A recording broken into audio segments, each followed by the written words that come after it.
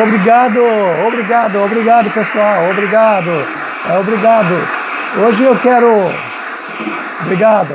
Hoje eu quero lembrar um dos pilares da Reforma Protestante, que é o Soli Deo Gloria. E aqui eu quero abrir um parênteses primeiro para dizer o seguinte: as palmas que você ouviu são uma brincadeira e elas na verdade precedem a canção que vai nos acompanhar como fundo musical. Soli Deo Gloria, assim como os outros solas da Reforma, que é o sola gratia, somente a graça, sola fide, somente a fé, ou sola escritura, somente a Bíblia, são expressões da Reforma que visavam alertar que a igreja havia saído dos trilhos, havia deixado de ser fiel às verdades bíblicas. E o Soli Deo Gloria também era um alerta de que todos os méritos da salvação estavam em Deus e não na criatura. Portanto, uma lembrança de que nós devemos dar glória somente a Deus, nunca a homem, ou entidade, ou santo, ou instituição, seja qual ela for. Mas mesmo nos dias atuais, nós devemos lembrar que o cristão é alguém chamado para glorificar a Deus. O reformador João Calvino disse bem claramente e fala também como nós podemos glorificar a Deus. Calvino vai dizer: o Senhor ordena cada um de nós em todos os afazeres da vida, todos os afazeres que zele pelo chamado. Portanto, para que a nossa estupidez e a nossa precipitação não acabe virando tudo de cabeça para baixo, ele designou para todo homem, em especial, uma função específica, uma maneira de viver. E para que ninguém venha a transgredir impensadamente os seus limites, ele deu a esses vários tipos de vida o nome de chamados. Portanto, diz Calvino, cada um tem a sua forma própria de viver, designada pelo Senhor como uma espécie de posto de sentinela, a fim de que ele não fique vagando sem rumo pela vida. E é bem daí que vem uma singular consolação. Por quê? Desde que o nosso trabalho esteja obedecendo ao chamado, nenhuma tarefa é vil ou desprezível. E não há trabalho que não vá brilhar e ser considerado deveras precioso aos olhos de Deus. John Stott cita isso na obra Ouça o Espírito, Ouça o Mundo. Mas Stott diz ainda mais. Ele diz que quando ele era jovem, ele pensava: lá em cima, empoleirado no topo da pirâmide, está o missionário transcultural. Ele é o nosso herói, ela é a nossa heroína. E me ensinaram que se eu amasse a Cristo de verdade, eu acabaria juntando-me às suas fileiras além-mar. E caso eu não fosse tão apaixonado assim, eu ficaria em casa, quem sabe viraria um pastor numa congregação local.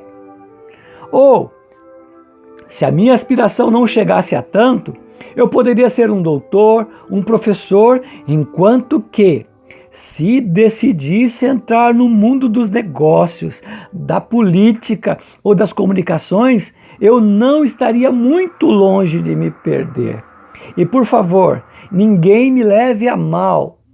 Stott não está falando mal de pastor ou missionário, porque ele também era pastor e eu também sou. Mas é igualmente maravilhoso ser um advogado, um industrial, um político, um gerente, um assistente social, um jornalista, uma dona de casa cristã, se Deus nos chama para isto. Aliás, o breve Catecismo de Westminster é muito claro em sua resposta à pergunta: qual é o fim principal do homem? E Westminster responde: o fim principal do homem é glorificar a Deus e alegrar-se nele para sempre. Sim, é verdade. Nós temos a impressão de que algumas pessoas glorificam mais a Deus na função que está. Por exemplo, um músico talentoso.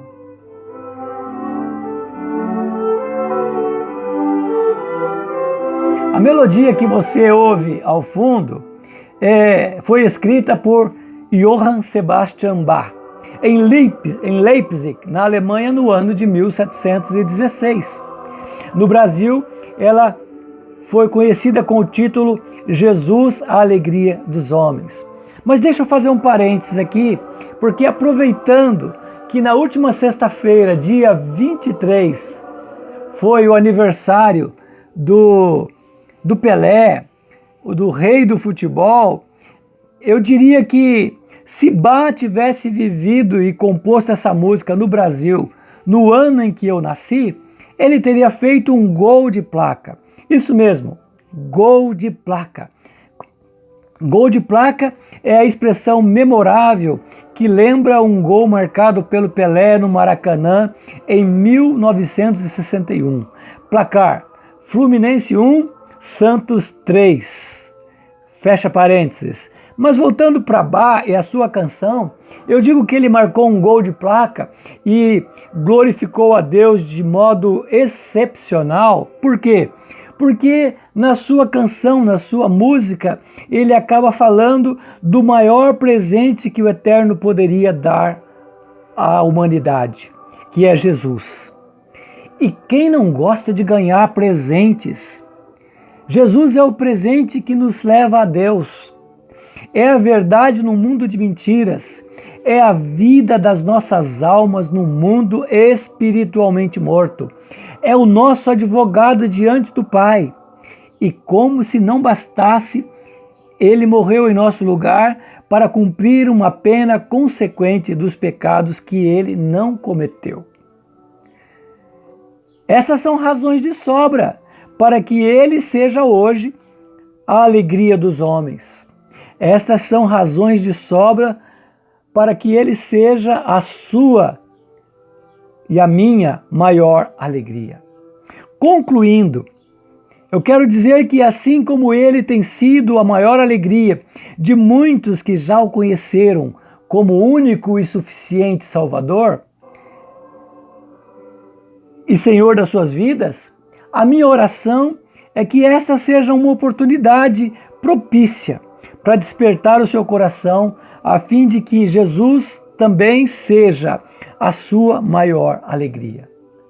E eu oro para que você entenda isso e hoje mesmo dedique a sua vida a Jesus e viva para glorificar a Deus. Amém? Que Deus abençoe, que o presente de Deus seja o promotor da paz na sua vida e na sua família. Um abraço, fica na paz do Senhor.